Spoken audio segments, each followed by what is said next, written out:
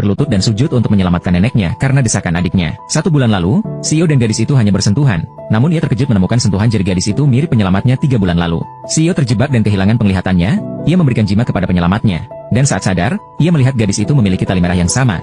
Ternyata itu koin keberuntungan, bukan jimat. Sio segera minta maaf kepada gadis itu. Akui salah orang. Namun gadis itu penyelamatnya. Tapi setelah menyelamatkannya, dia pingsan kelelahan. Adiknya yang bersembunyi melihat jimat itu, lalu diam-diam mengambilnya, mengira hubungan mereka telah berakhir. Namun neneknya muncul untuk mengantar makanan demi menemukan jodoh Sio. Saat terancam truk, gadis itu menyelamatkan neneknya dan ingin menyelesaikan pengantaran.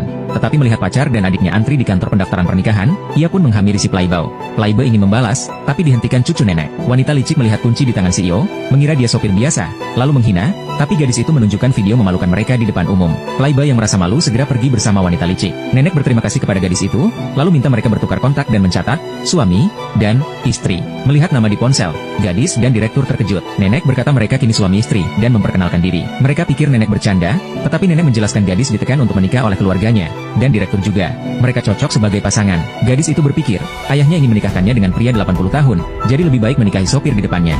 Direktur berpikir gadis itu materialistis, tetapi gadis itu bilang tidak meminta mahar, rumah, dan pengeluaran setelah menikah bisa dibagi 2. Direktur mengerti gadis itu menganggapnya sopir taksi. Menghadapi ancaman nenek, direktur terpaksa mengalah.